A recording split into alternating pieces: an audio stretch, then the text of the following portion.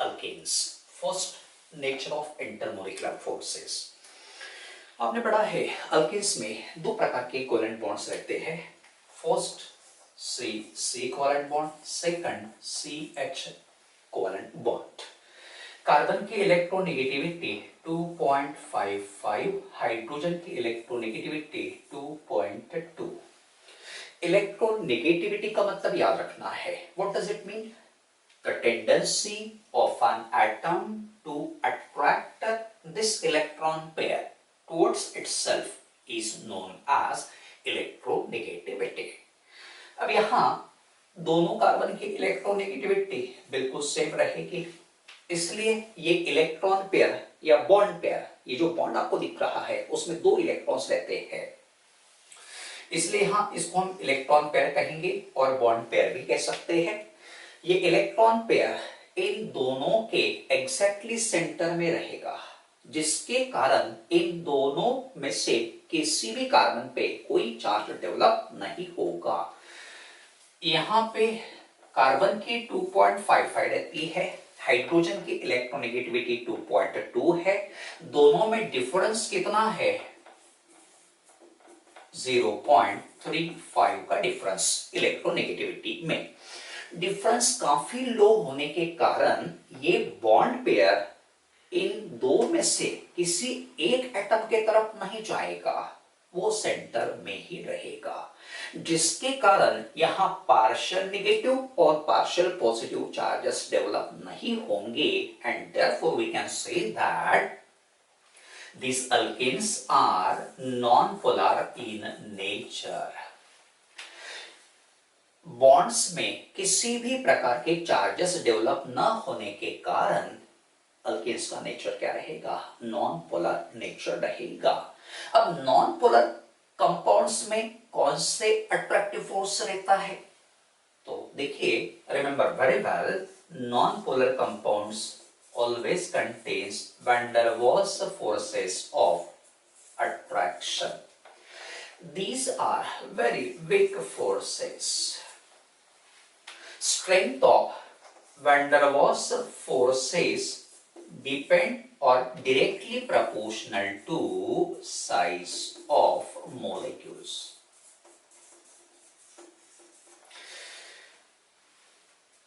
Molecule का size जितना ज्यादा रहेगा उतना वैन डर वाल्स फोर्सेस का स्ट्रेंथ ज्यादा रहेगा। साइज ज्यादा हो गया मींस मॉलिक्यूल्स का सरफेस एरिया भी लार्ज रहेगा।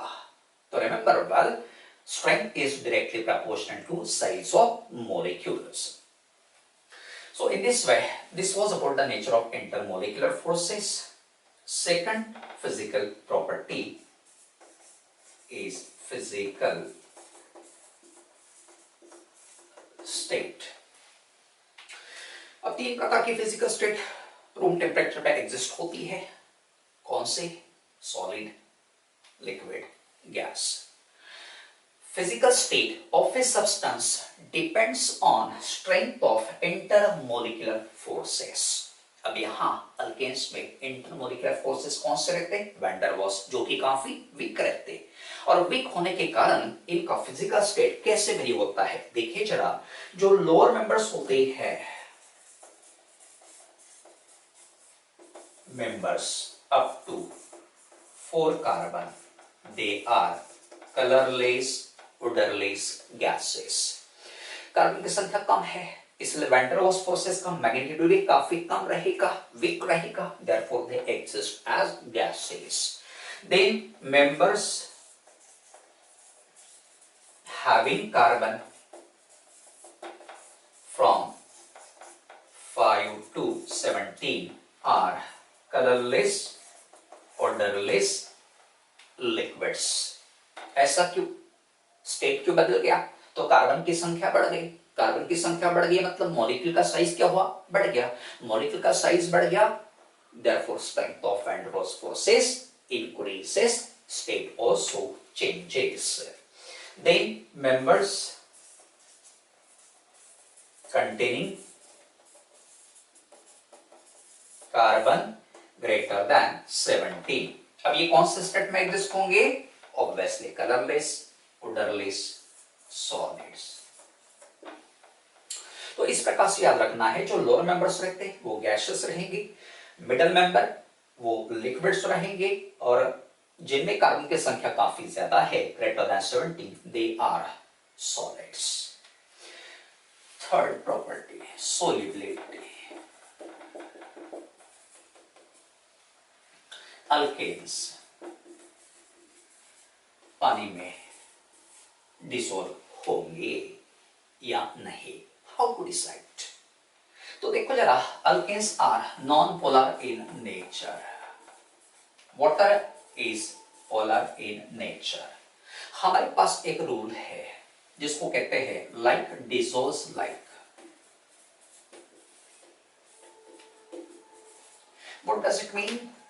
Non-polar substances are soluble in non-polar solvents. Polar substances are soluble in polar solvents.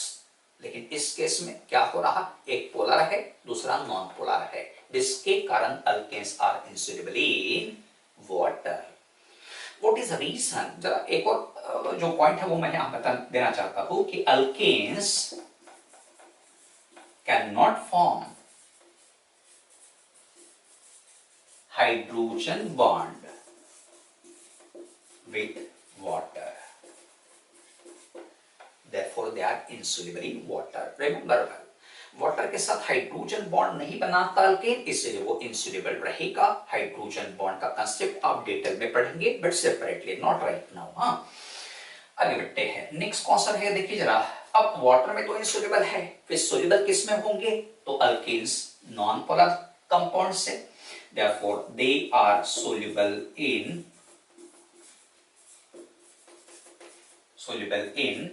non-polar solvents like ether, benzene, chloroform, carbon tetrachloride etc. ये सभी जो सॉल्वेंट्स आपको दिख रहे हैं, these are the non-polar solvents, therefore alkenes are soluble in these solvents. Now let us consider the solubility of two alkenes here. First is CH3CH3, this is ethane, और दूसरा लेंगे CH3CH2CH3। अब यहां देखो, इसका मोलर मास कितना रहेगा?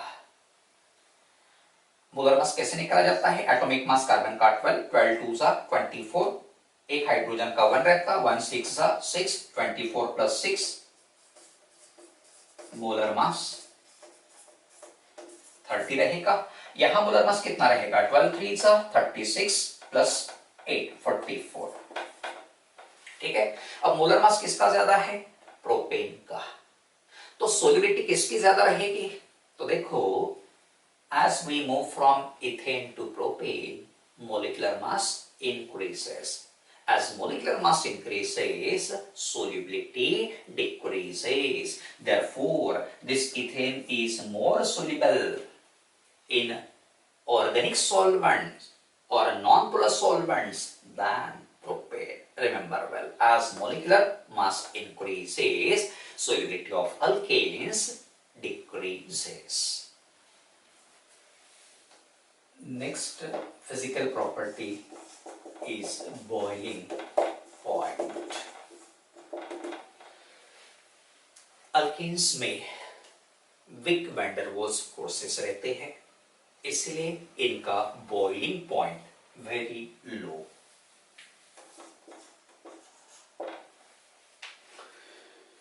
Example हम लेते हैं CH4, second example CCHH, this is methane, this is ethane, CCCHH, this is the structure of, इसका स्ट्रक्चर रहेगा propane. As we move from methane to propane, size of molecule increases. देखिए जरा, यहाँ साइज कितना रहेगा, यहाँ इस प्रकार से साइज बढ़ गया है, प्रोपेन में साइज और भी ज्यादा हो गया है, देखा आपने भी दिख रहा।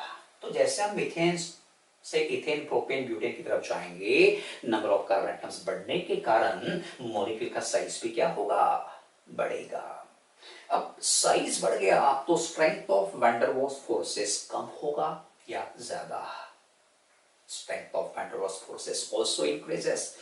वैन डर वाल्स फोर्सेस का स्ट्रेंथ बढ़ने के कारण इन फोर्सेस को ब्रेक करने के लिए ज्यादा हीट एनर्जी रिक्वायर्ड रहेगी, जिसके कारण boiling point increases. Therefore remember well, as number of carbon atoms increases, boiling point of alkanes also increases. Next example हम लेंगे CH3, थोड़ा एक्सपेंडेड फॉर्म स्ट्रक्चर लिखेंगे, 1 2 3 4, हियर H, बता पाएंगे किसका स्ट्रक्चर है? हाँ, yes, tell me, butane, right. Carbon chain straight है, देयरफॉर एन हम यूज करेंगे। और नेक्स्ट जो स्ट्रक्चर रहेगा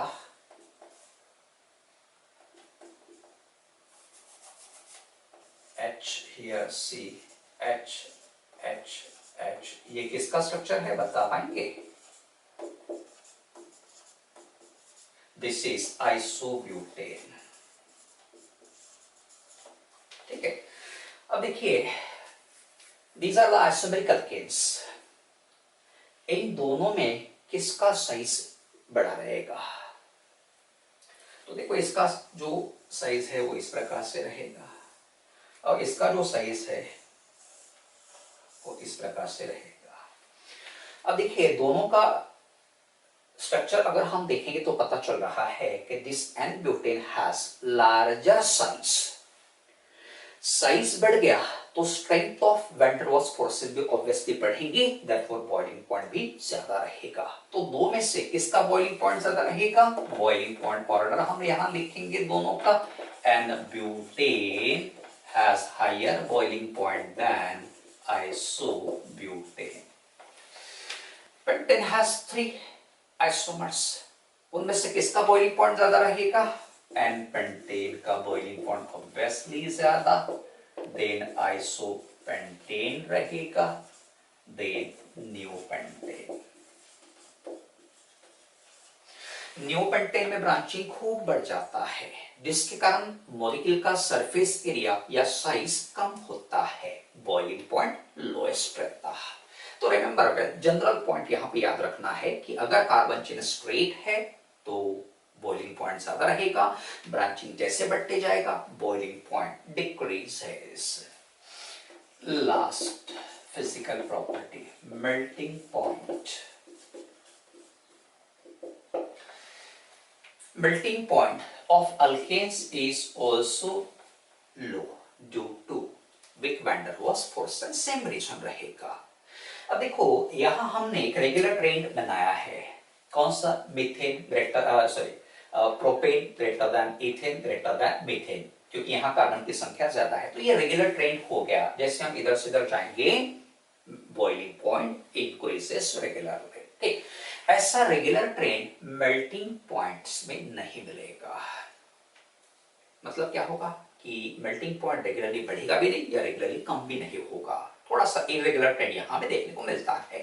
अब ये ट्रेंड किस प्रकार से रहेगा देखो जरा, हम यहाँ दो प्रकार के अल्केन्स लेंगे। पहला अल्केन 1 2 3 4 5, 5 कार्बन इसमें है, 5 मतलब ऑड इवन, इवन नहीं होगा, ऑड नंबर ऑफ कार्बन।